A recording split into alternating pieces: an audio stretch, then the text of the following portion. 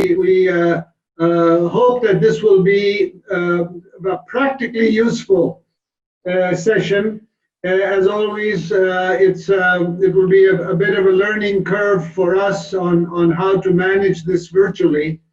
I think all of you have read the concept note and are aware that we want to take this opportunity to share the very innovative and exciting work, particularly which the Tree Growers Association of Nyandarua has done, undertaken as part of the FF SPOC in Kenya, and with the support from many of our colleagues to really try and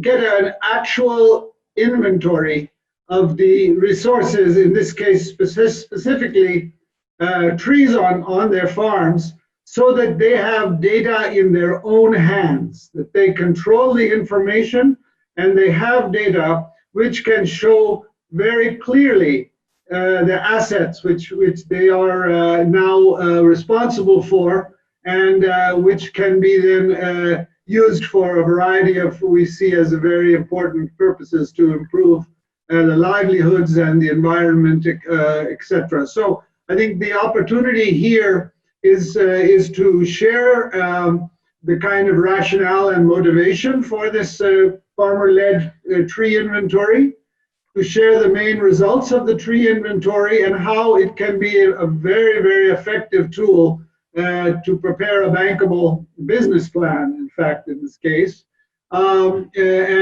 maybe discuss also other important uses for this inventory, and to share the methodology of the support that was prepared for it, and I think brainstorm on how we could scale this up so that many more producer organizations could potentially use this tool and this information. We're fortunate to have participants from many countries, from government, from the private sector, financing sector, from the many forest and farm producer organizations, as well as other international organizations. So I think it should be a very, very informative session. I wanted to just quickly remind you of maybe some of the basic kind of rules to make this work well. The first is, it seems everyone has already followed it. If you can mute your microphones unless you're speaking, then that avoids background noise.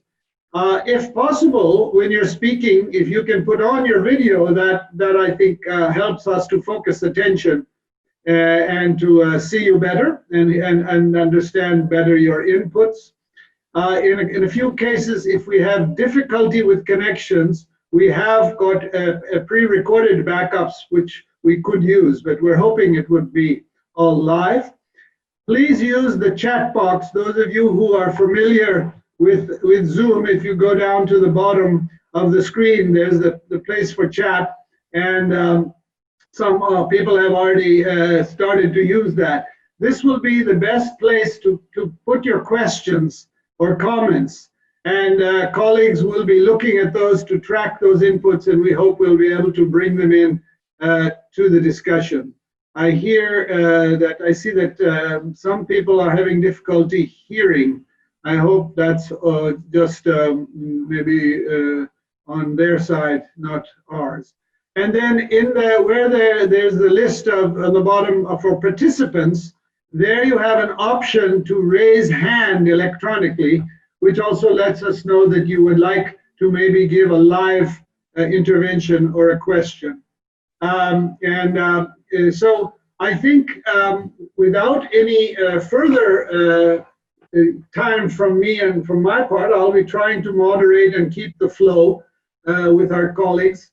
We're very, very fortunate to have with us our Director of the Forest Policy and Resources Division, Meta Wilkie, and Meta has agreed to give some welcome remarks to all of us. So maybe I could ask Ben to take this off the screen now, this PowerPoint on the on the rules, and we would be able to see Meta now to give us some welcoming remarks. Over to you, Meta. Thank you very much, Jeff. And it's great to be here. I am actually back in the office. We have the pandemic here in Rome. We are in lockdown, but they've started opening up. So this is my first day back in the office today, which means I have a better connection. So that's very good. Now, I really am looking forward to what you were talking about today, to see how we can share those experiences going forward. And I say that for two reasons. One is that we have just put the final touches on forest. This is a report we publish every 2 years. The next one is actually going to be launched on Friday. And one of the things that we have looked at there is how do you combine the conservation of biodiversity and sustainable use to have that balance between forests, the biodiversity, and the people. And I think what we will hear today here brings into focus. I also want to say that to set the scene a little bit more, it is even more important that we find that balance between conserving our natural resources and use them in the way that benefits both the current and the future generations. Now, because we are in a crisis mode, we know that people have left the cities because they have no jobs due to the lockdown. Many of them, particularly in developed countries, have moved back to the countryside because that's where their social safety net is.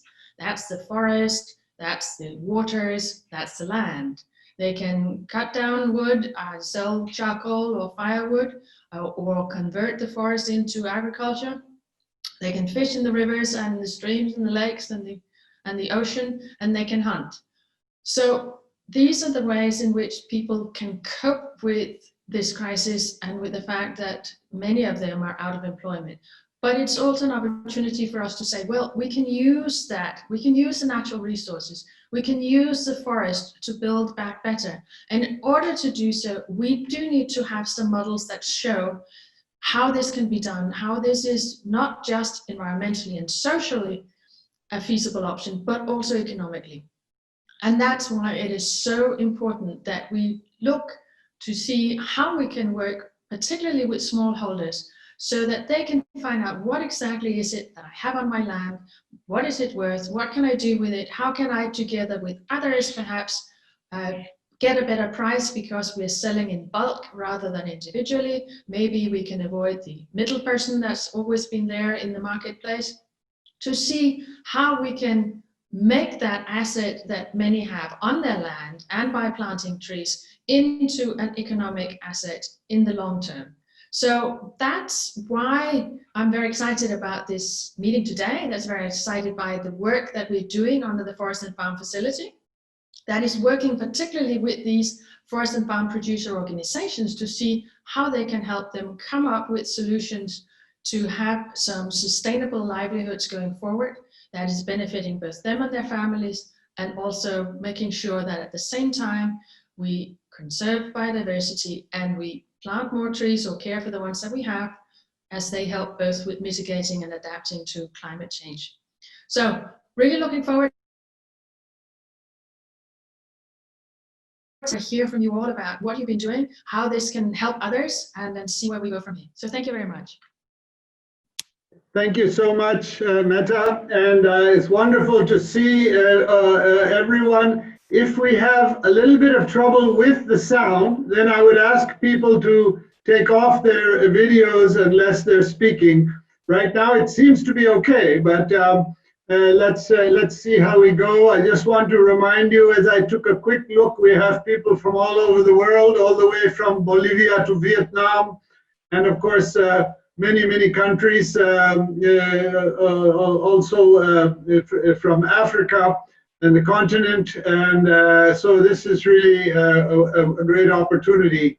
And for me personally, I see various people I haven't spoken to for a long time even, so wonderful to see some of you again. Hola a todos, todos los amigos. Hello to all friends and colleagues. It's a great pleasure now because this work, of course, has been going on with the direct support of the of the county government in Nyandarua County to have with us the Honorable Minister Milka Wanjiru, who is also this on the executive committee for the Water, Environment, Tourism, and Natural Resources in Nyandarua County. And I would like to hand over the floor, Honorable Minister Wanjiru, to you to give us some opening remarks. Over to you, please. Thank you so much, Jeffrey, for the opportunity. I want to say hi to everyone. Hello. Thank you. Thank you. I am having problems connecting to the camera, so I don't know whether you want to share what I shared previously, because I have some issue connecting to the camera, or do I give my remarks without you people seeing my face, Jeffrey? Honorable Minister, we hear you very well, so I would suggest we continue to hear you live. Thank you. Thank you, Jeffrey. I want to appreciate the FAO organization and the farm forestry and all the stakeholders who are in this meeting today. Receive greetings from His Excellency, the Governor Francis Kimemia of Nyandarua County. It is a pleasure to take part in this webinar today to celebrate a milestone in the history of farm forestry. On behalf of Nyandarua County government, I wish to express our gratitude to the partners in this great project, an achievement in a field that we are very passionate about, increasing the forest cover, diversification, and value addition on farm products to improve livelihoods in the county and the country at large. It is a celebration of a unique nature now that the project has been piloted successfully in Nyandarua County. I wish to thank the Farm Forestry Facility of the Food and Agriculture Organization of United Nations FAO and Farm Forest Smallholders Organization, who have partnered with our own, the Tree Growers Association of Nyandarua, to see this project to its completion. The world has been watching Nyandarua, and finally the results are out. Ladies and gentlemen, the county government of Nyandarua has been involved in the process since inception. We have been working together with the partners until TGAN, that is the Tree Growers Association of Nyandarua, was formed. Some of the activities included meetings, seminars, workshops for experience sharing, and planning for future collaborations, partnerships, as well as activities to be undertaken jointly. We have had discussion on sustainable forestry management, where we identified master trainers for the project and also supporting the Tree Growers Association of Nyandarua when conducting inventory of tree assets in the county. We have been engaging members during this association's annual general meetings, where members discuss progress and challenges facing the associations and the collaboration with the county government. Ladies and gentlemen, the county is implementing Adopt and Nurture a Tree program, the target being to plant 10 million trees in 5 years, where 2 million trees will be planted every year. This is in line with the government's target of the forest cover. In this financial year, the county and its partners have planted approximately 800,000 seedlings, and Tree Growers Association of Nyandarua have really played a critical role. The program is being implemented in public places, health facilities, education institutions, and on-farm forestry, where Tree Growers Association of Nyandarua is playing a very critical role. Nyandarua County has approximately 18% of tree cover, and substantial percentage is contributed by on-farm forestry, where Tree Growers Association of Kenya are part of it.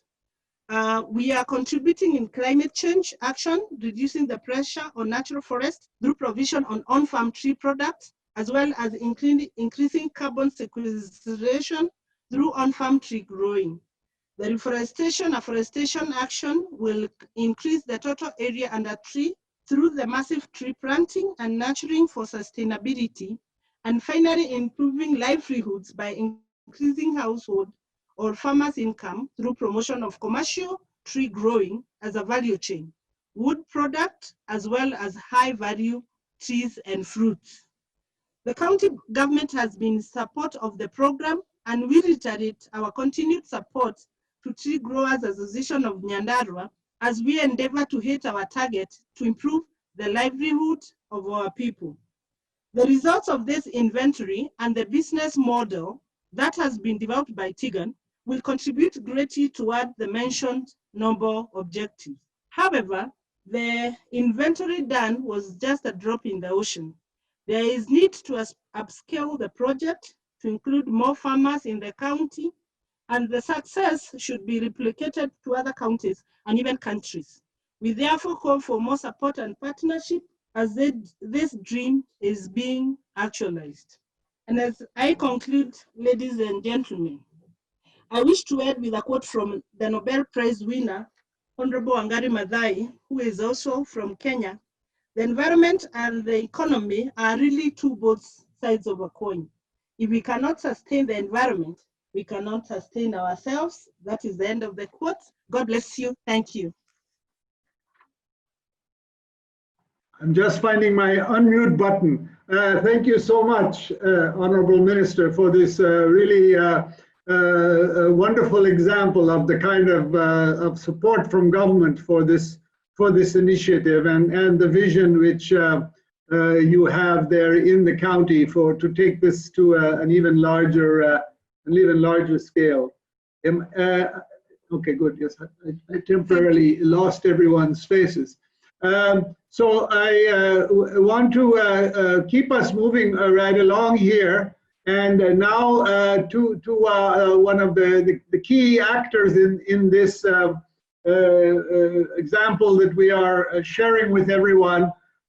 We give this opportunity now to the chair of the Tree Growers Association of Nyandarua, Benjamin Karanja. Can I hand over now to you, Chair, to give some remarks from your side? Over to you. Yes, thank you very much, Jeffrey, for this opportunity. As you have rightly said, I'm the chairman, Tree Growers Association of Nyandarua, and in this leadership, I'm not alone. We are 3 women and 4 men from all over the county. We are 7, since our sub-county is subdivided into 7 sub-counties. And from each sub-county, we have each member being produced by each sub-county to form the board of directors who manage the welfare of the Tree Growers Association. And each sub-county has a subcommittee which manages the welfare of the Farmers Tree Growers Association. So we are 7 of us, and we are leading the association quite well. One thing I would like to comment here is that the future of forest is in the farm forest. And I can confidently say that because I have traveled all over the country interacting with my fellow farmers, and they have agreed to donate more land for more tree growing. So the future of forest is in the farm forest. We have areas where we can increase the forest. We formed the association in the year 2016, and the reason as to why we formed this association, it is because we are growing a common thing, that is the trees, and we do tree growing to form a business, to do business. So doing business individually proved to be very chaotic, and also we experienced a lot of exploitation. So we decided to come together so that we can have a strong voice, and we can also be heard by the government, the buyers, and also the partners. So the year 2016, the association was formally registered, and we are a legal entity. We are also registered with the association, with the national association, that is the Apex Association, the FF SPAC.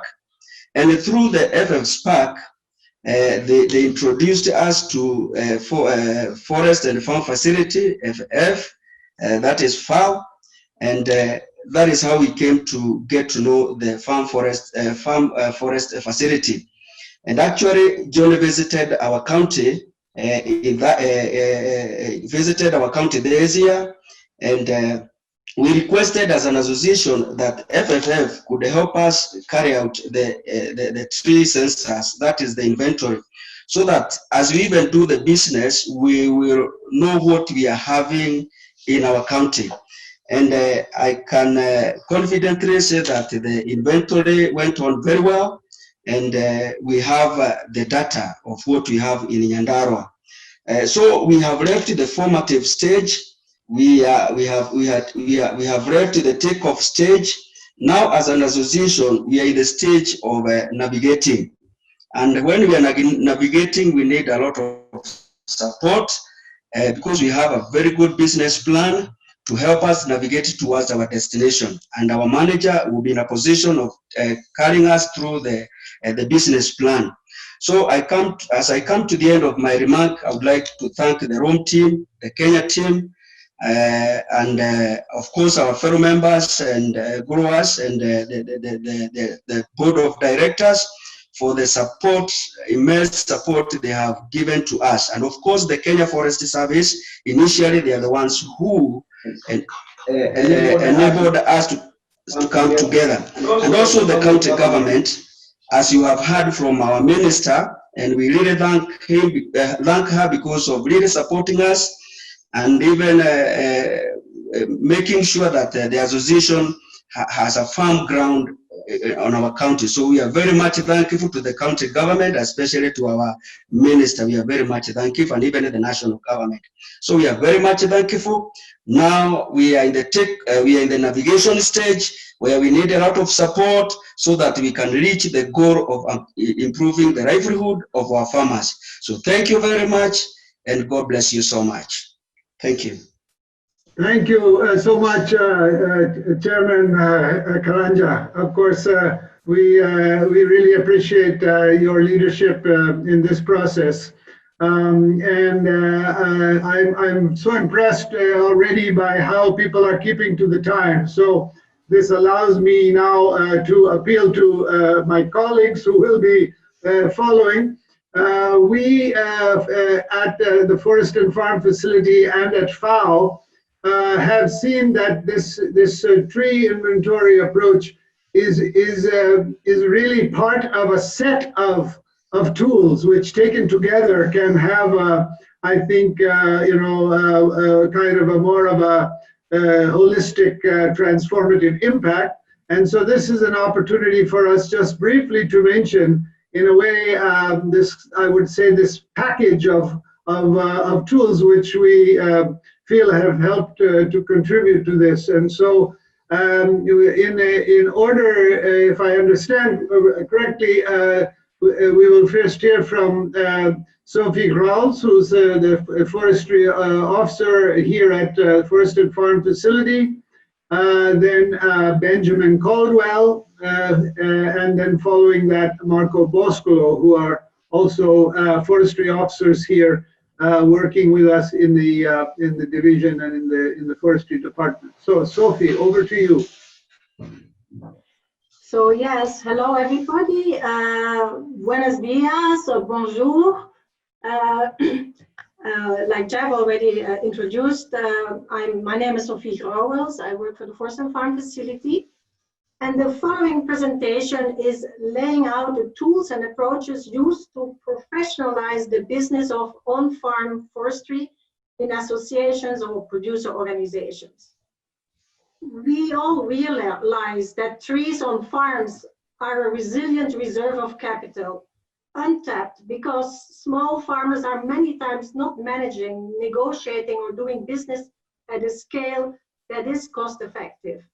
In other words, looking at collectively aiming at economies of scale.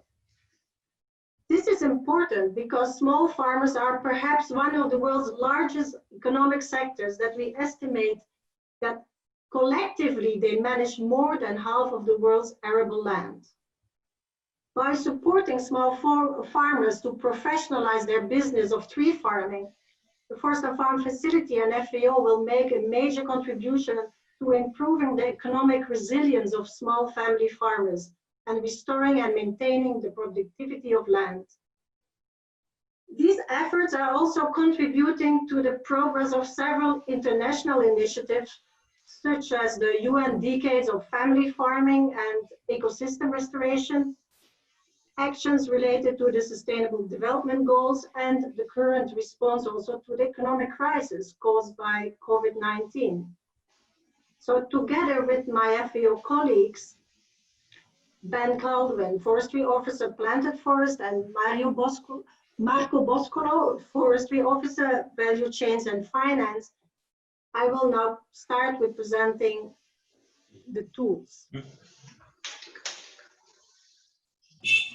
So we have identified 3 key steps for which we have developed tools and approaches, which all are led and implemented by the producers themselves and their associations.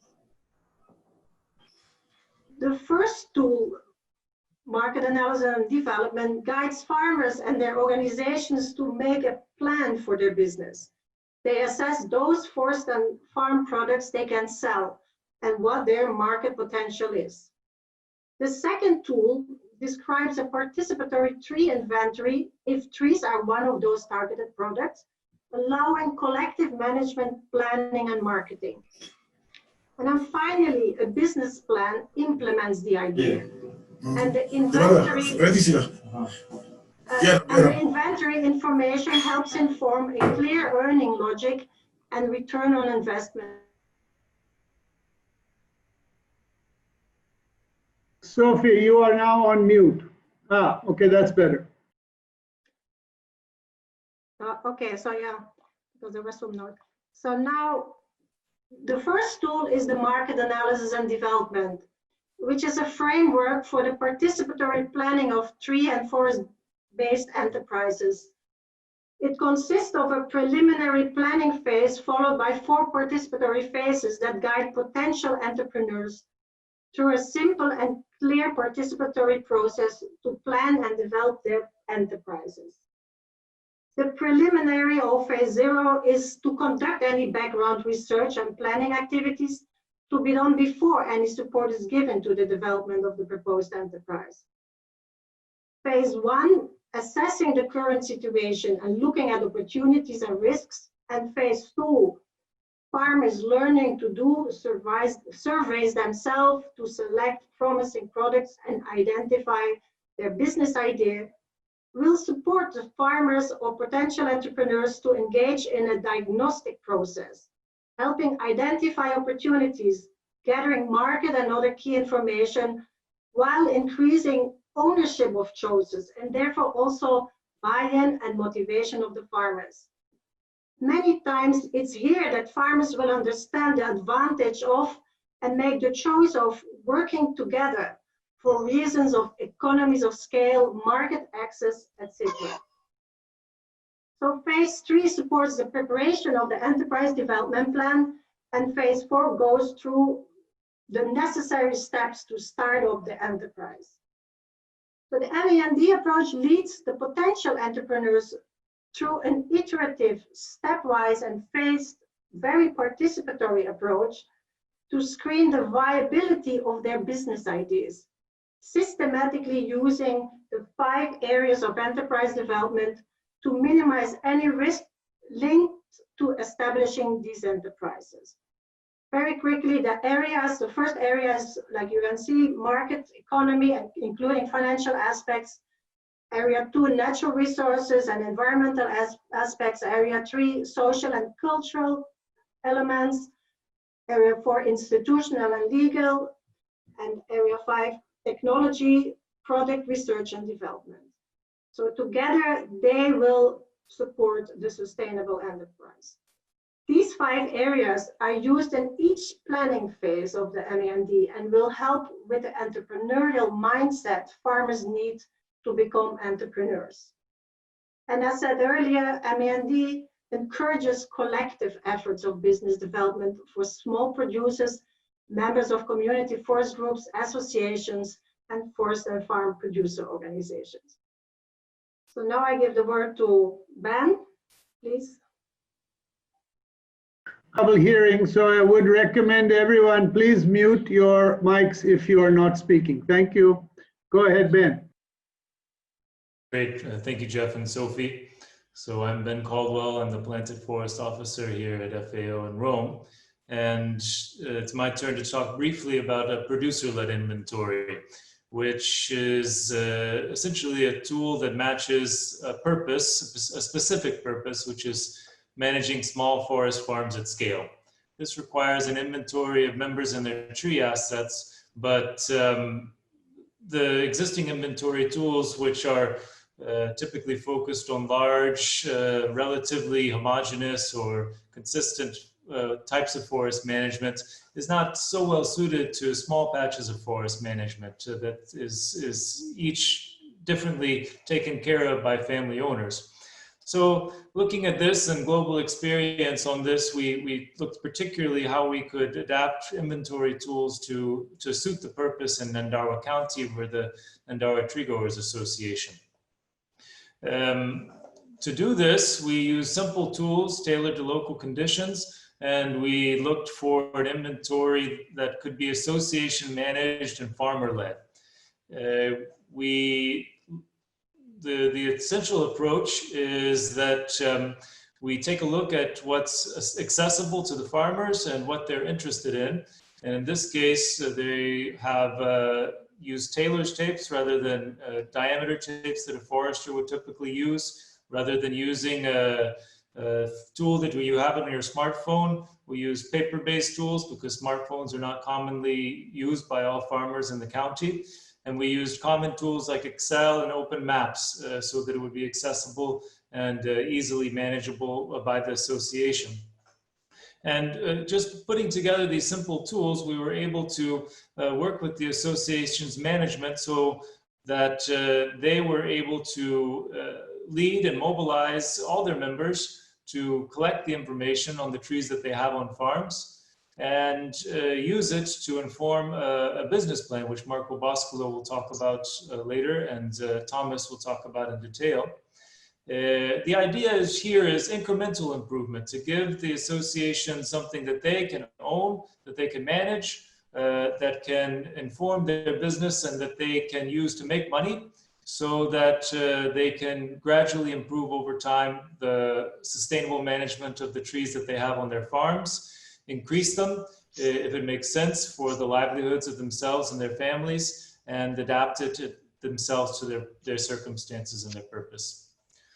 So with this, I turn it over to Marco for the discussion on business planning. Great. Thank you, Sophie, and thank you, Ben. It's great to see you all here. Welcome from my living room. So the next few minutes, I just wanted to share with you some information about this new tool to help producer organizations develop bankable business plans that introduces a little bit the methodology that was used to prepare the plan that you will hear later in the presentation. The tool is called Turning Restoration into a Forest-Based Business. And I want to just take a few moments just to share, why we developed this guide. And the reason is that, on one hand, we all realize the necessity to mobilize additional finance for sustainable forestry and forest and landscape restoration, and especially also linking to private finance. This is on one hand. And on the other hand, the feedback that we receive from various financing sources like funds and banks is that they want to engage with smallholders, with associations, that this is part of their mission, their strategy. And on the other hand, they find it difficult to do that. It is difficult sometimes because The business that is proposed is not clear. It is not thought through. The earning logic is not clear. And they come to the table to discuss these things with insufficient information or with information that is not organized. So we developed these guides, first of all, for producer organization and small and medium enterprises that want to scale up their operations. They want to increase their value addition. They want to increase the returns to members. And to do that, they need some additional investments, including from private sources. And they cannot afford to hire a consulting company to do this for them. So this guy is a way for them to develop their own know-how. So what is in this guide? Basically, this guide is organized in 10 modules. The 10 modules provide a roadmap to develop your plan. And each module has basically a short description of the components to include in the plan and why it is important to include it. It also includes some ready-to-use templates and tools to organize this information and think through the key questions. It has examples of real cases. It has useful references, and at the end it has a checklist to keep you on track and also to make sure that you address common concerns that are usually voiced by financing institutions. So what are the 10 modules? I have such a short time here. They are on your screen. I cannot really go in details into each one of them, but for example, I take the one on the scalable assets. You know, this is information you need to provide, for example, about what are your assets, the land, the trees, their productivity, what you have that is in place and that can be scaled up through these investments. And for example, in this particular case, some of the references we refer to is the guy that Benjamin Caldwell just mentioned. So I also want to say in closing that we are finalizing this guide. We plan to launch it at the end of June, and all participants in this webinar will get a link. We're also developing some materials in the form of PowerPoints that make it possible to use this guide for in-person trainings. And we're also developing an e-learning course. I personally want to say that I would be very interested in being in contact with anyone in this call that would is interested in using this guide. If you're a user, I welcome your ideas of how the guide could be used. I would be very interested to hear what you find helpful, what more you would like to see, what changes you would suggest. And we are also beginning to look for funding to scale up our support. And if you are one of these partners, well, I'd love to hear from you. So I stop here. We have one more slide, I think, Benjamin, with our contacts. Thank you very much. And look forward to being in touch with you. Thank you. Back to you, Jeff. Great, thank you very much. I just wanted to say that I noticed a comment, I think from Ermeus, wondering about, no, sorry, this was from Jonathan, about sharing the PowerPoint, and I would say that we would definitely like to share the PowerPoints, and maybe I'll ask my colleagues what they could put in into the chat, the best way to make sure we have people's emails to do that. Maybe they could send an email to one of us, maybe to Laura or someone. So we really appreciate everyone's timeliness here. I wanted to take this opportunity because I've noticed through the chat and a quick skimming through the participants to thank our resource donor resource partners who are with us on the call. In this case, is SIDA from Sweden and the Ministry of Agriculture, Nature and Food Quality from the Netherlands. And we very much appreciate the support to Forest and Farm Facility. And actually, together we're working on an alliance for action around what we're calling forest farmers and agriculture sustainable together, or FAST. And we're very happy that this example and that TGAN and is part of an effort initially in Ghana, Kenya, and Zambia to develop what we see as a portfolio of sustainable businesses, which together can ensure that the landscape as a whole is managed in a way which doesn't sacrifice forests for the sake of agriculture, which meets food security and livelihoods, but also improves and restores forests and the environment. So thank you for being here. And the chair of the Forest and Farm facility is also with us. So we really appreciate everyone's presence. With that, I want to turn directly over now to the team that has been developing this inventory.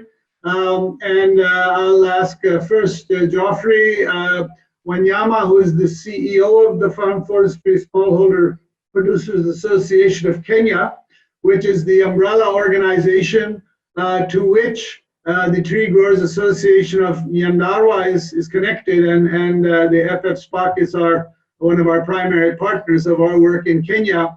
And then from Geoffrey, Thomas Gichuru, who's the business manager, will really go into the details of this tree inventory and business plan. So over to you, Geoffrey.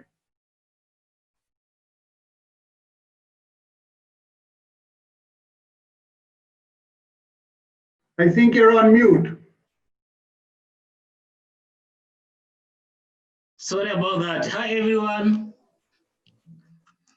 So my name is Geoffrey Wanyama, and as Jeff said, I work for Farm Forestry Smallholder Producers Association of Kenya, which is the national umbrella association for smallholder producers.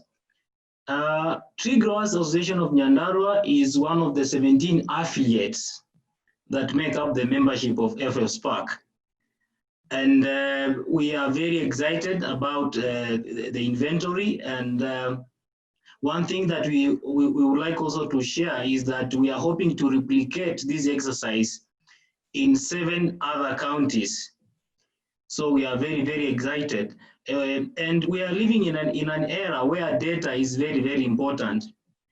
And, you know, we have been lacking data right across the country.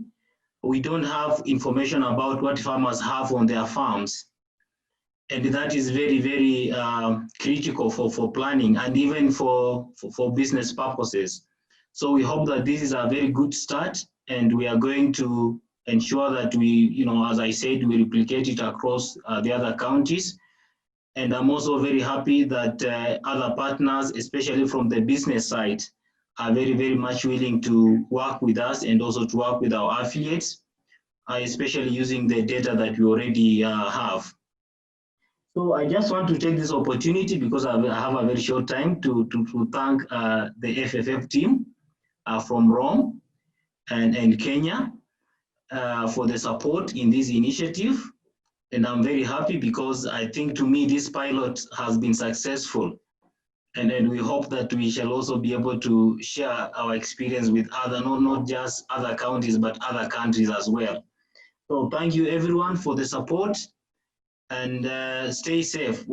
So I think Thomas will go into much details about the process and how, you know, how we carried out the whole exercise. Thank you very much.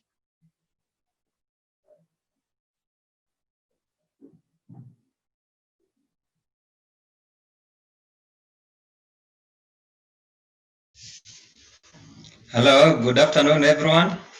My name is Thomas Gichuru. I'm the Business Development Manager for Tree Growers Association of Nyandarua. In the next couple of minutes, I want to take you through what we did in Nyandarua as far as tree inventory is concerned, and how that inventory is assisting us in developing, and also how it is going to assist us in implementation of a business plan for our on-farm forest. But before I start, I just want to put, because I have seen some comments from some of the participants, I just want to put it clear that for our inventory, we only concentrated on wood products, that is the sawlogs that are coming from the farms, and the carbon sequestration. While at the same time, we appreciate there are so many other services that are offered by trees, But with that one, we didn't tackle that. So what I'm going to present is estimates of in terms of carbon sequestration. But this is a call for any future inventory or study, maybe to look into those other services that could also be derived from farm forestry. Having said that, just to put you into context, I want to explain that Nyandarua County covers a total of around 3,245 square kilometers, and 66% of this is farmland. So this shows that there is a very big potential.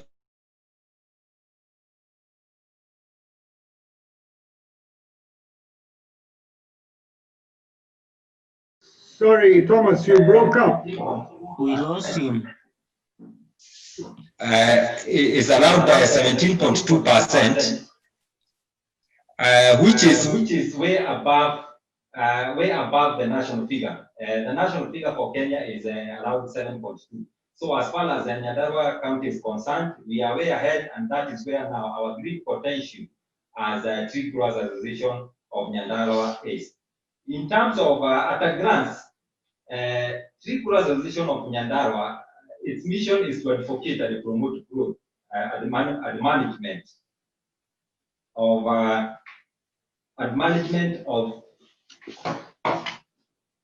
is to promote the growth and management of trees on farm.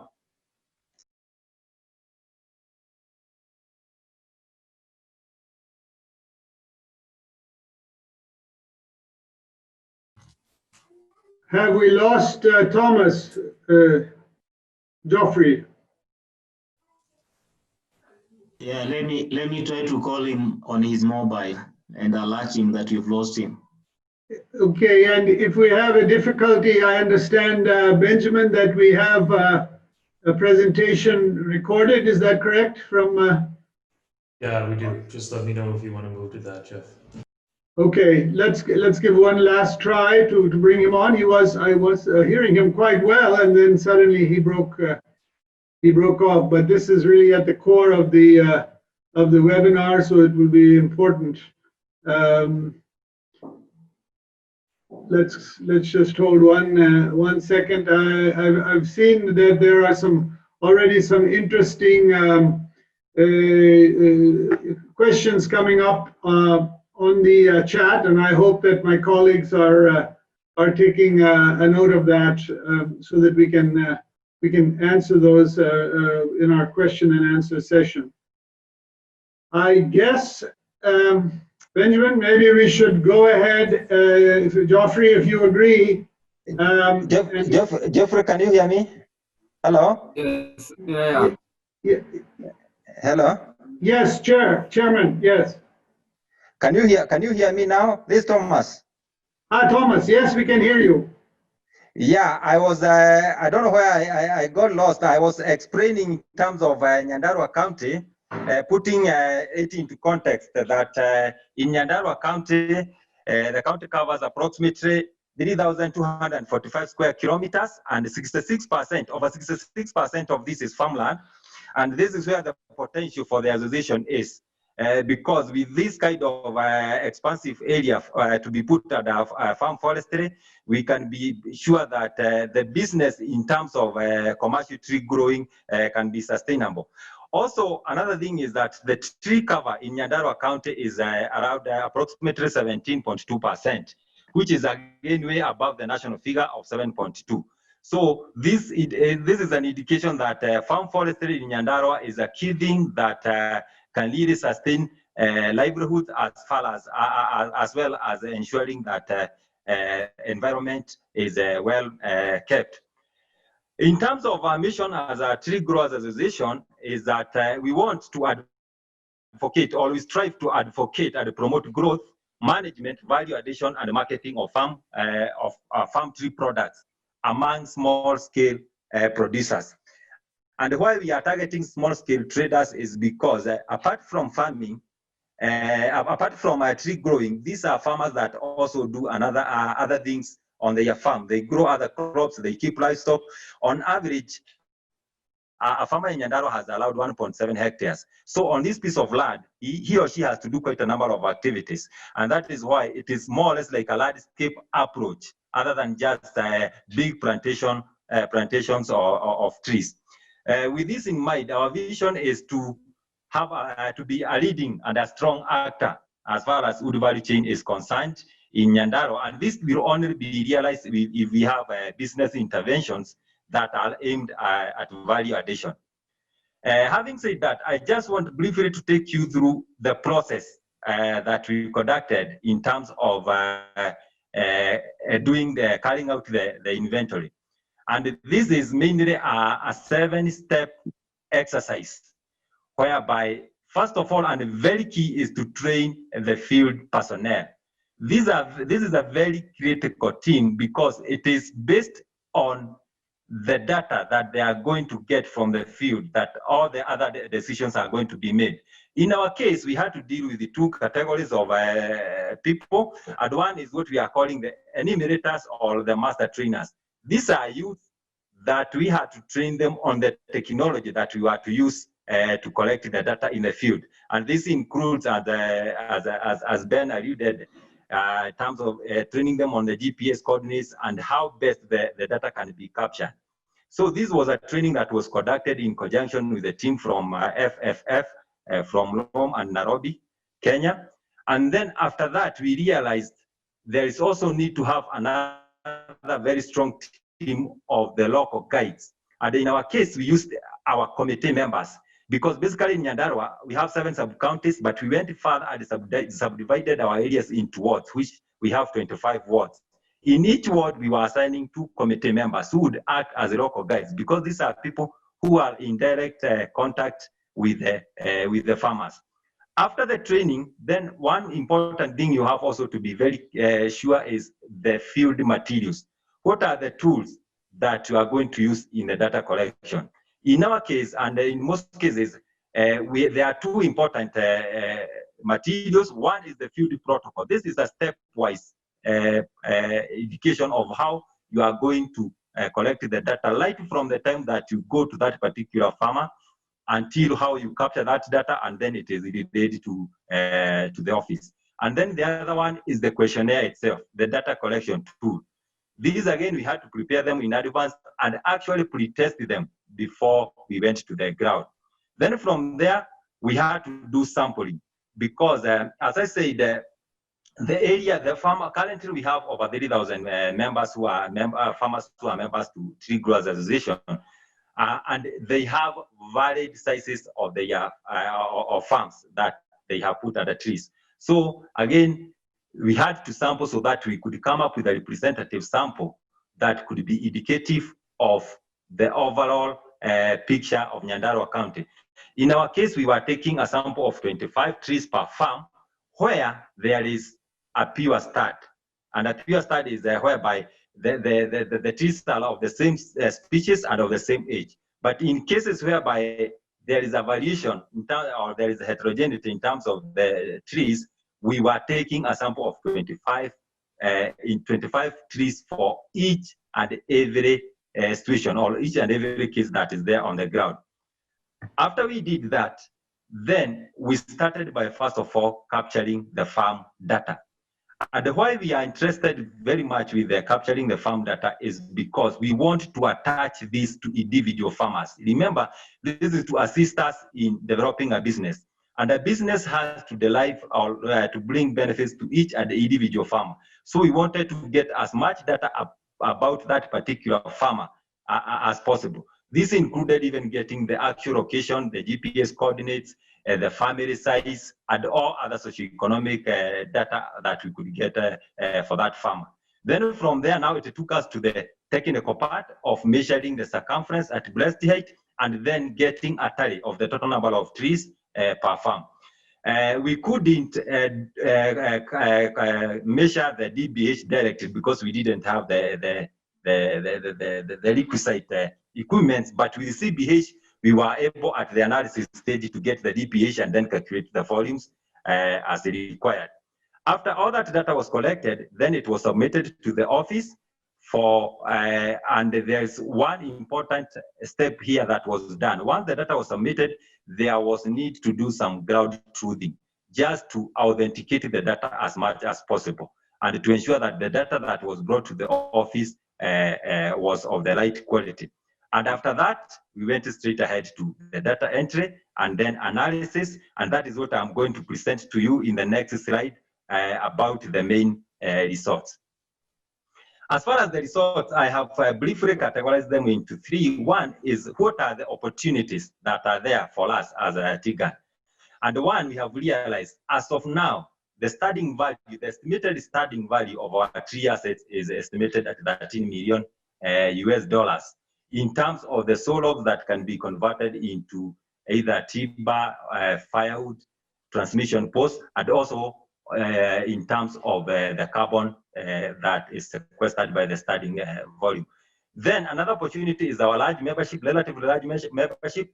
Right now we have approximately 3,000 farmers who are members, and the gender is also well represented with over 2,000 males and allowed 900 females. And then over 1,500 hectares that are other trees. And also another opportunity is that we have over 3,000 other farmers who are not members.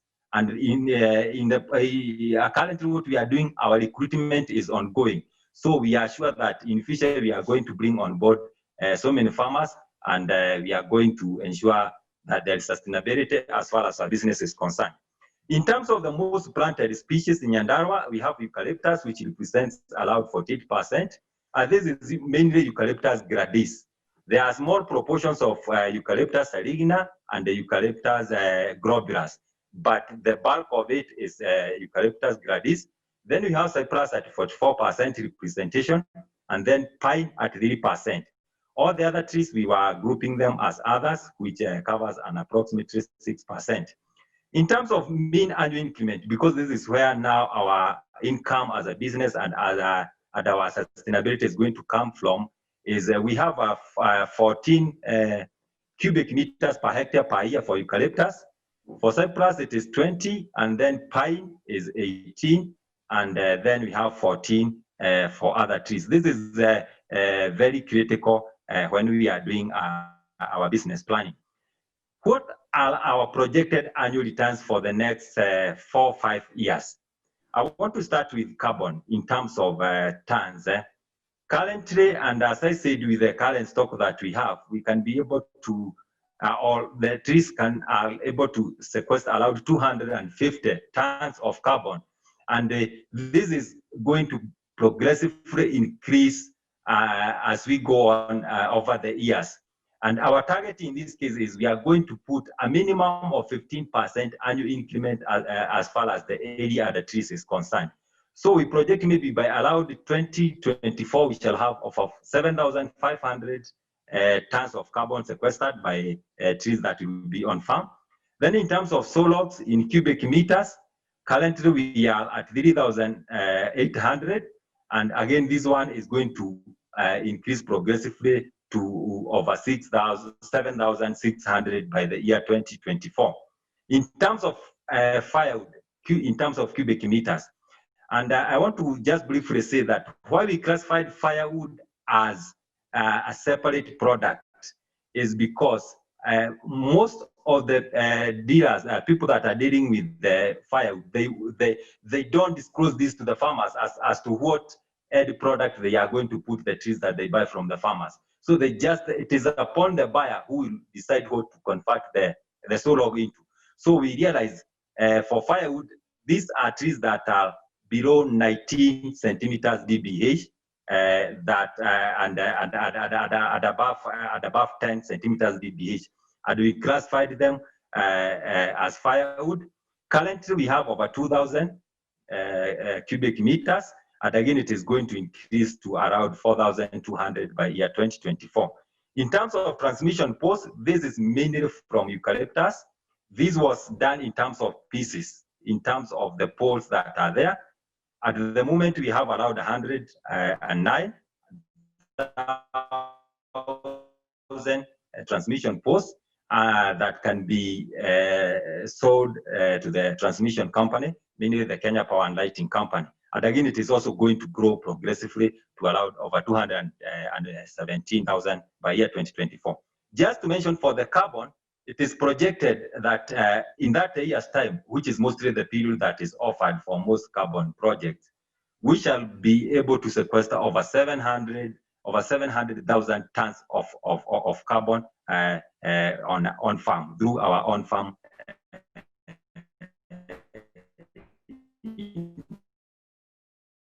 intervention. Where do we go up? And it is from this data that now it is advising our business plan, and our business idea in this case, it is mainly three-pronged. What first of all we want to do is to expand the timber volume and also improve on the quality of the trees, because we realize apart from getting big numbers or huge numbers of trees, we must also make sure that the quality is the quality that is demanded by the market. And we are sure to do this by doubling the area at the trees, maybe by the year 2025. And then after that, our main and central point of business is we are going to do business through aggregation of our materials from farmers. And this will assist us very much, and also the farmers, because what has been happening is farmers have been selling individually, and they have been prone to exploitation by the middlemen. Now, through aggregation of materials, one, as an association, we are going to enjoy the economies of scale, and we want to attain at least a 10% market share, the Kenyan market, as far as the wood market is concerned. And then through that, once we attain the economies of scale, we shall be able to negotiate for higher and fairer prices for our farmers. And this is where now we are calling partners, so that we can establish partnership with key organization, key partners that are going to assist us in this journey. Our projected cash flows for the next 15 years to allow 2034 is for the first 3 years between now and maybe year 2023. This is the business formation stage. But at around 2024 there, our business is going to break even, and then it is going to progressively continue. We estimate maybe by year 2034, we shall be our cash flow will be to the tune of around $400,000. But in this case, I want to give some assumptions that we made as far as this cash flow is concerned. And one is what I said, that we are going to make efforts to ensure that 15% there is a 15% annual increment as far as area at the trees is concerned. And then for the prices, we are going to offer better prices as far as better prices than what is being offered by the middlemen. Currently, what is being offered at the yard is around $41 US, but the stampage price that the middleman buys from the farmer is half that, because it's around $20 US. So through that, and also factoring in other issues as far as the operation costs are concerned, the harvesting and skidding, we have estimated harvesting, skidding, loading, and unloading will cost us around $6 US per cubic meter. And then for transport, we are going to establish aggregation points within a radius of 20 kilometers from the farms. So this will minimize transportation cost of long distances. So within that radius of 20 kilometers, we have estimated that we are going to have around $4 US per cubic meter to transport the saw logs from the farmer to our aggregation point.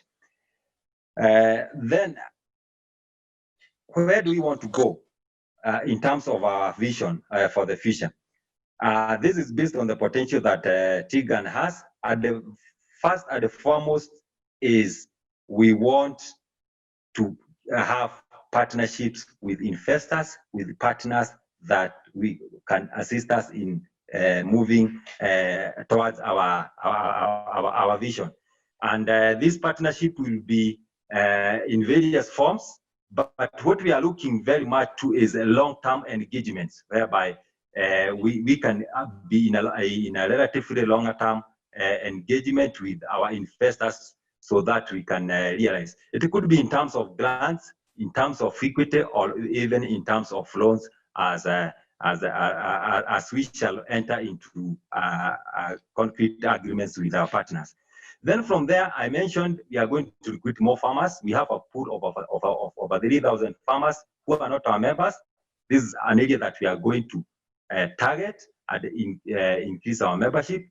Then also very important is in terms of capacity building, both technical and in financial. Technically, as I said, is we want to ensure that the wood that is coming from our farmers is of the best quality, so that it can also fetch better prices in the market. So in terms of silvicultural practices, this is an area that we are also going to look into very critically to ensure that we improve the technical capacity of our farmers. And again, in terms of finance mobilization, so that our business can take off and move towards our desired goal. Also enabling environment. And I'm very grateful that we have been working very well with the county government of Nyandarua, and also with the Kenya Forest Service, who is the national agency in charge of forestry issues in Kenya. So through this, we are going to ensure that there are good policy and also legal frameworks that are going to support our endeavor as far as business is concerned, and moving from now the data that we already have. I want to stop there for now. I welcome comments and feedback from participants. Thank you very much for your time. Thank you so much, Thomas and Geoffrey, and thank you, Thomas, for reminding me to mention the wonderful support from the Kenya Forest Service, of course, throughout this, and the much longer background that has stimulated this tree planting in so much of Kenya, which now we're able to build on, which was so heavily supported by them. So I think this is really, really useful, and we can see the importance of being very, very well informed about this, which clearly you are there. I'm going to hand over to my colleague, Johnny Zapata, to moderate now some questions and answers. And Johnny, I think you'll draw from chat as well as perhaps call on some people. So I leave this now in your hands for the next 20 minutes or so. Thank you, Jeff. It's a pleasure to see all of you, about the 100 participants from Africa, Asia, Latin America, on those who are living here in Europe, and also this diversity of organizations represented here, people from the financial sector, from resource partners, forest and farm producer organizations, our facilitators in the countries, and also our developing partners. And also for me was a pleasure to listen from the on the ground, government, apex organization, and also the producer organization giving us this data, because we listen normally this kind of data don't by a consultant or someone from a program. This is unique on all the things that we are working all over the places, all that you are participating. We really appreciated these chat questions and thoughts, and please continue doing that. We will keep record on that, and there are some questions which are very technical, and I will try to sum up some of that, but apart of that, you could join directly with Thomas and the team working on that. And please, Kevin, if you could try to prepare yourself, because this now 15 minutes we will do following. I would want to give the floor to these groups. So from the financial partners, resource partners, producer organizations, facilitators, and developing partners, if possible, and also from the different continents. But I would want to start requesting the thoughts of our partner, Kevin Juma, who is the lead forestry working for the African region in TNC. It is also a member of the team working on the Africa Tree Fund. And the Africa Tree Fund is a development and impact investment program trying to catalyze the African forest conservation and restoration. So, Kevin, as we all know, one of the key challenges for our producer organizations is to demonstrate this business part of their initiatives, because the other part, the social impact, environmental impact, they are also very good showing that, but the key part or the challenge is this business part. But no, now listening FF SPAC, listening Thomas from TGAN, and so we have learned now that now TGAN is an established association. They want to work as an aggregator. They have completed themselves their own tree inventory and is linked to a business plan. And they have started conversations with Africa Tree Fund where you work, Kevin.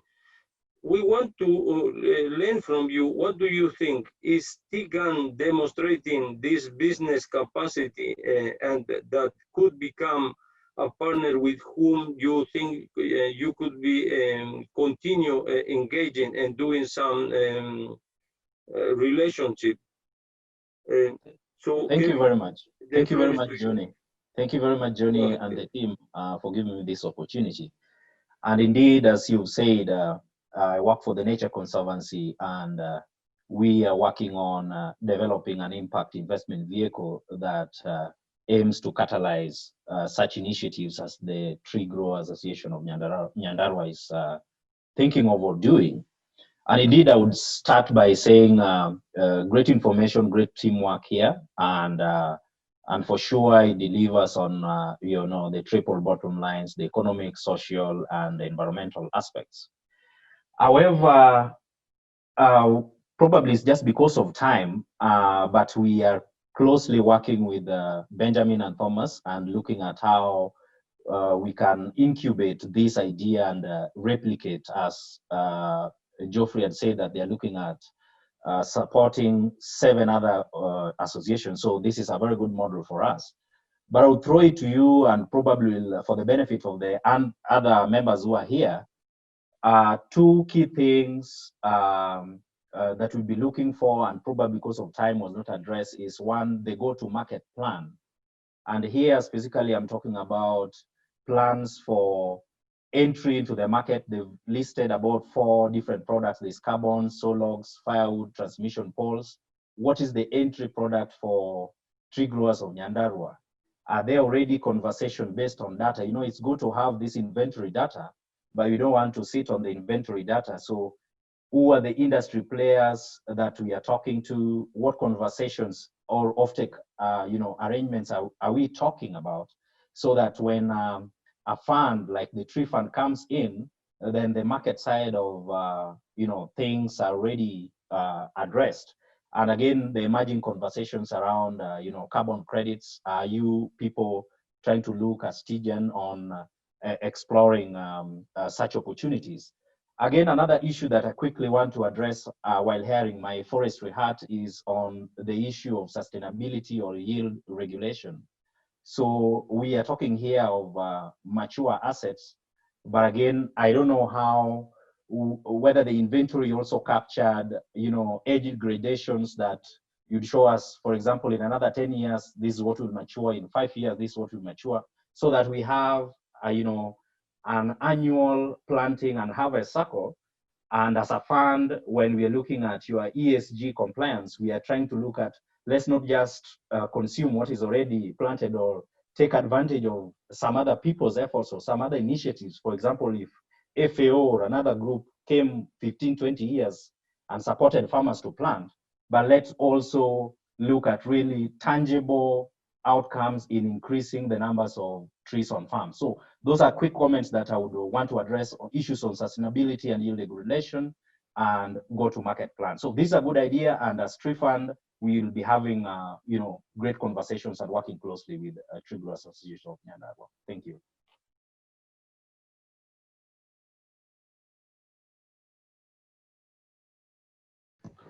Thank you very much, Kevin. Very glad to learn from you that you are also considering to scale up, to going also to other associations, and that is also the question. Is done in Nyandarua, Kenya, but it's also possible to do in other countries. So in the meantime, who wants to give some thoughts on and questions, please all raise your hand. I will try to find out who is that. Now starting with the financial sector or resource partners and also producer organization.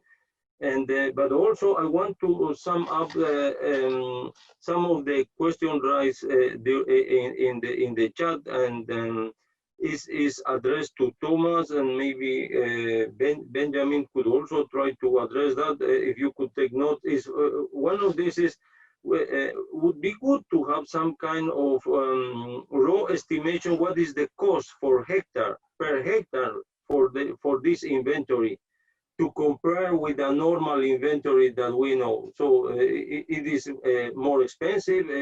What is the road idea about this cost? And that was done by our colleague in the region, Edward Kilawe. Another question was for Thomas, key challenges in this field data collection, because we have seen here in the slide that this is, but it is feasible to do, or which are the challenges? And another questions were more technical. Some of these, for example, why the focus on exotic species?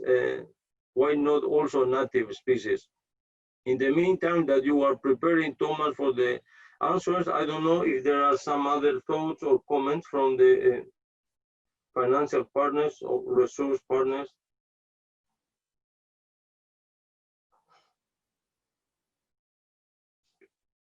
If not, please, Thomas, try to answer the questions, and I will try to see who wants to comment or give some thoughts. Thomas? Okay.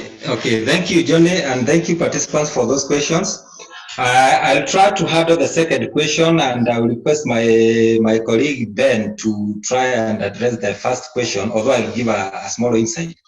In terms of challenges, the biggest challenge that we encountered is in terms of level of education of our farmers, and that is why, as I mentioned in my presentation, is that initially we wanted it to be purely farmer-led, whereby the farmer could carry out the data, and this could have even made it very cheap and very cost-effective as far as this process is concerned. But you realize with some farmers, they may not be able to apply the technology that is there for data capture. And also, in terms of the resources, you need, as Ben said, you need a gadget that can be able to, maybe a smartphone. And you realize most of our farmers, quite a good majority of them, didn't have these smartphones. So in terms of resources and in terms of the technical capacity, and that is why I emphasize on the need to build the capacity of our farmers moving forward, that I would say is the biggest challenge that we encountered, and that needs to be addressed by any organization that wants to take the same approach. Then on the other issue of why only exotic species and not indigenous, is I want to link this with what Kevin have just said. Most of our farmers for quite a long time have only believed that you can only harvest timber as the only product that can come from the forest. That is why they have been growing trees, selling through the middlemen, and not realizing so good benefits. And they are relying mostly on the exotic because of the shorter rotation period, unlike whereby we bring on board the indigenous tree species.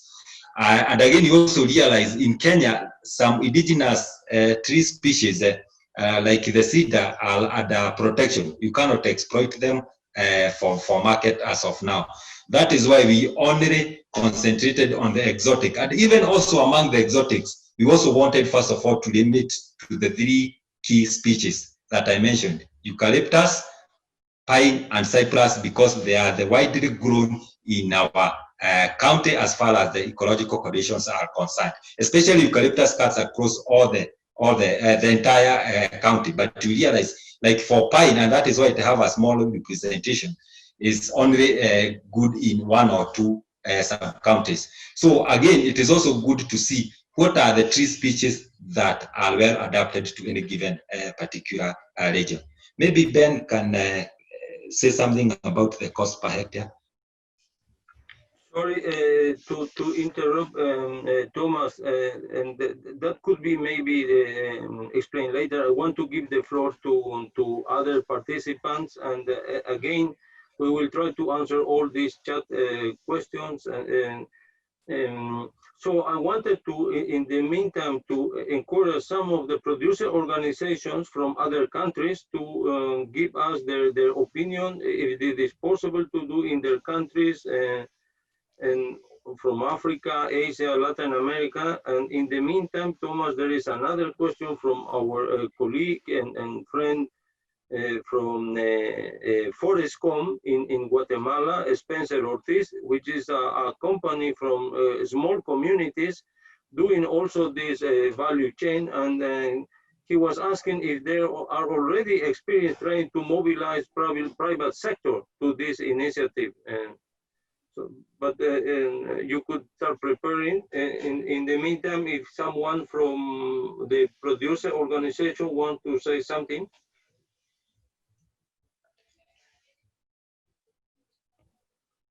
Or maybe someone from our facilitators from other countries.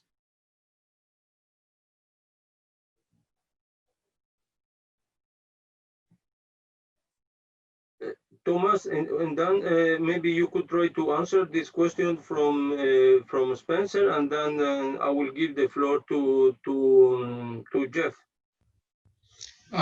Yeah, on the issue of fiber products, as I said in the beginning, is we only concentrated on the 4 products that I mentioned. That is the solar, transmission, fire, and carbon. But I would say the field is wide as far as all the products and services that can come from the wood.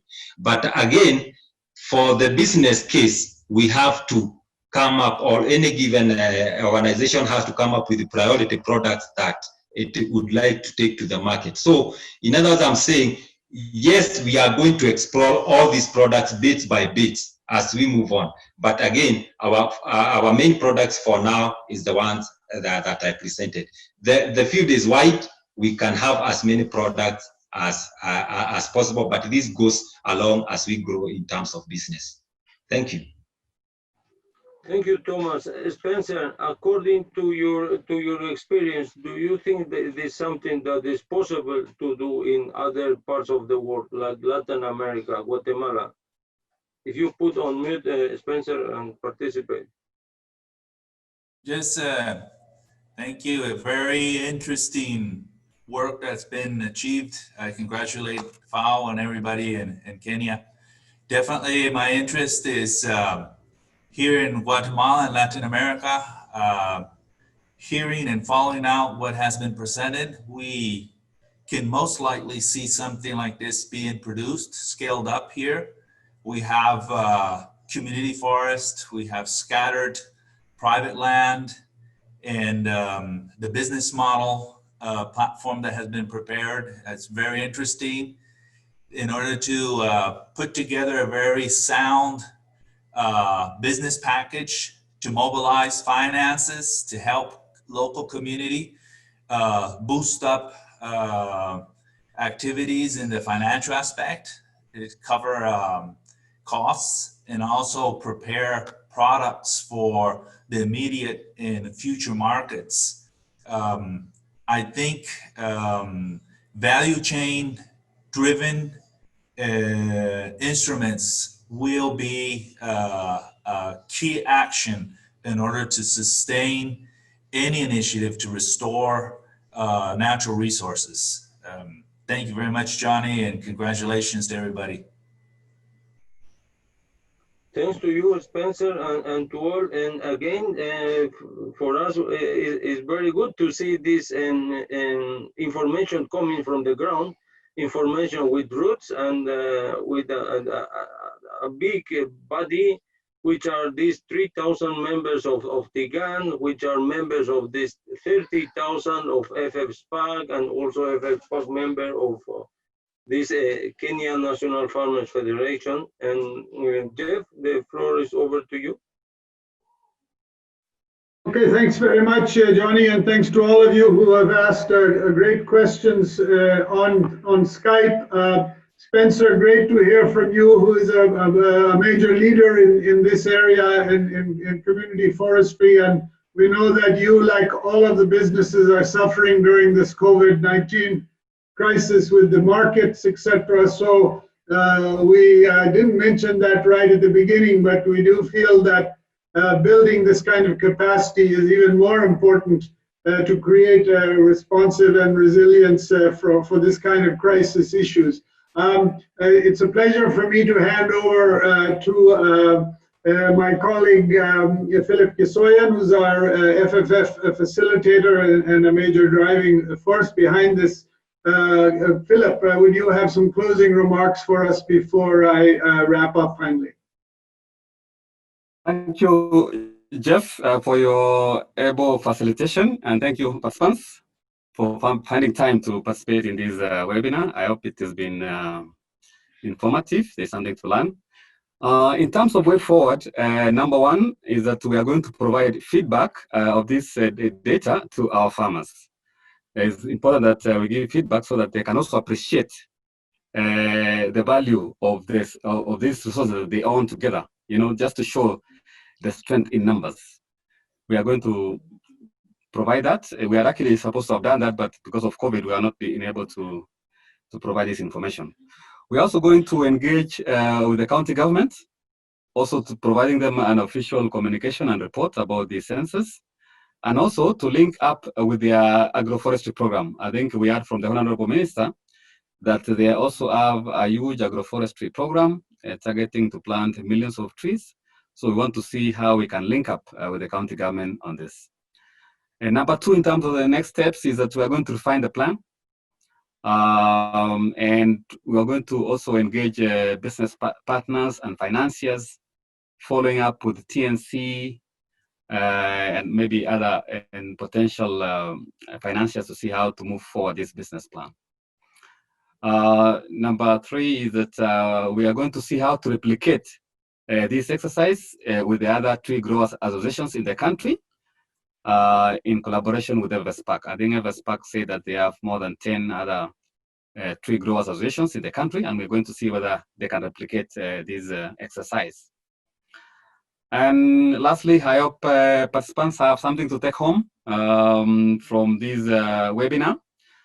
And I think contacts have been provided, and I think it's good that we can keep this conversation coming. Let's exchange knowledge and see how to move our FFPOs to the next level of doing business.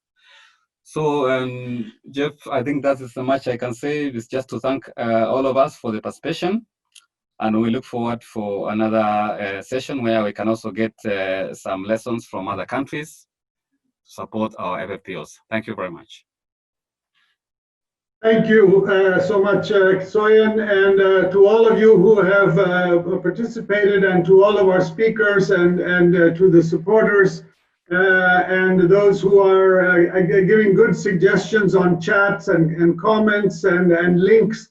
We really appreciate this because surprisingly to me, frankly, in this world of REDD+ and large-scale climate issues, etc., with massive amount of money going to satellite imagery and large-scale monitoring and centralized efforts, how many resources are we putting to actually count the trees which farmers are growing, to actually do inventory of community forests, to actually give the data in the hands of those people who have the interest to maintain the resource for the long term, to link those people with that information and data to the positive actors in the private sector who could come in and feel a greater confidence.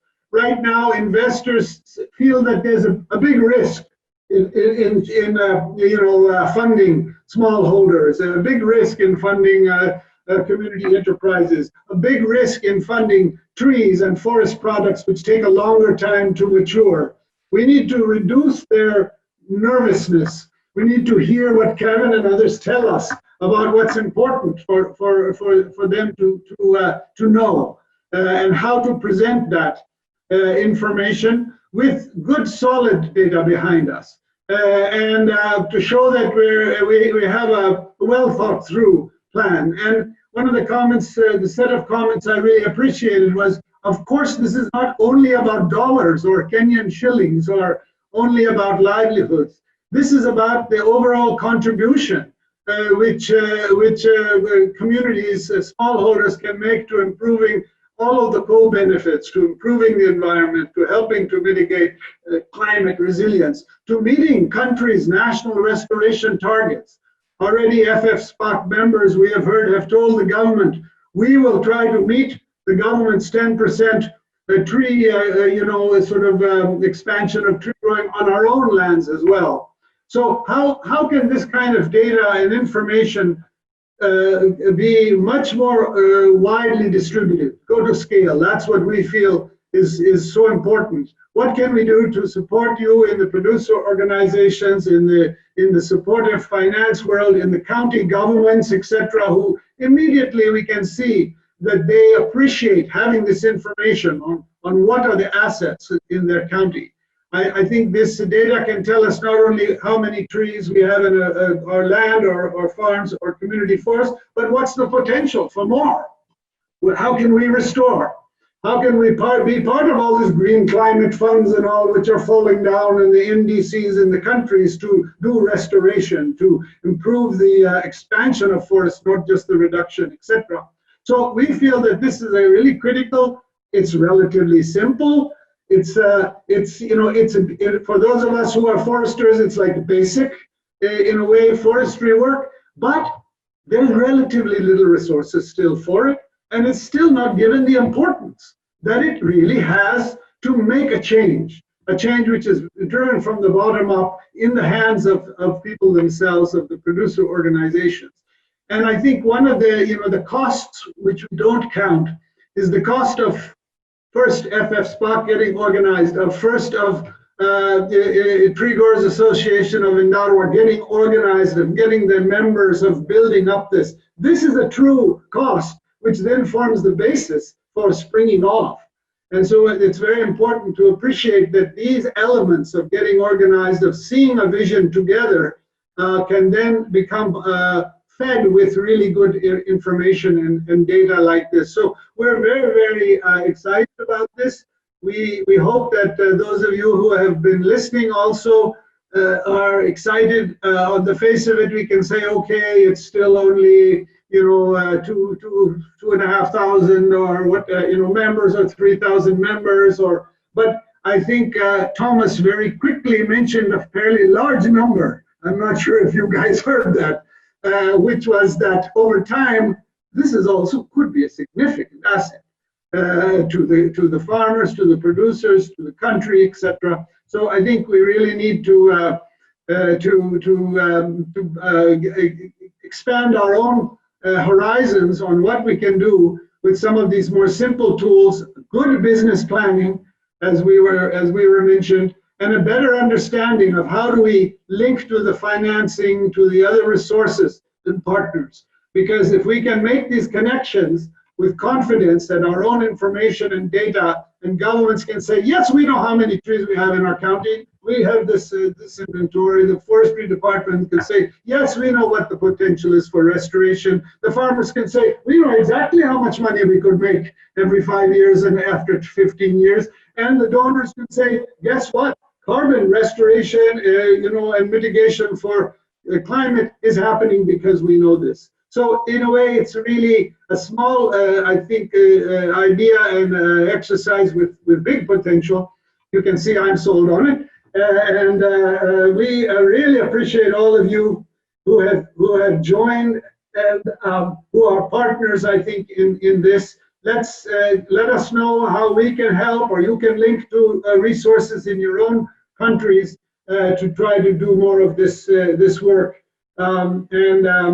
let me thank my own team and colleagues, and Kisoyan and Thomas and Benjamin, the chair, and everyone for putting this together. We're going to have more of these in this time of COVID-19 because we see that it is something which is taking us apart, but also bringing us together. So through this kind of medium, maybe we get a chance. I get to see my friend Ogden, I get to see other people who I haven't seen for a long time, and we can share experiences. So thanks everyone for this opportunity. I wish we had more time because seeing the chats and the experience of the people who had to be quiet, we had, it looks like we probably had at least 83 other speakers who we could have listened to. So next time, maybe we'll get a chance. Please do let us know your contact information, and we will try to share, and let's keep this conversation going. A lot of challenges were also discussed. We can't underplay those, but we hope that by getting collectively organized and working together in partnership, we can meet many more of them. So with that, I think I'm running over time. Everyone knows I talk too much. So let me leave it at that, and just say thanks to everyone, and please let's see if we can move this forward collectively. Thank you so much. A round of applause for Jeff for good facilitation. Bye everyone. Thank you. Very good. Good stuff. Thank you. Thank you. Thank you. Thank you. Thank you. Thank you. So, Thank you. God bless Thank you. you. Thank you. God bless you. Thank you. Bye, all colleagues. Bye. Ciao, ciao. Bye. Christophe. Hi, Christophe. Good to see everybody. Bye. Thank you so much. Thank you so much. Bye to all. I wish we were together in one room, maybe in the future. Bye-bye. Ciao. Nobody wants to leave, I can see that.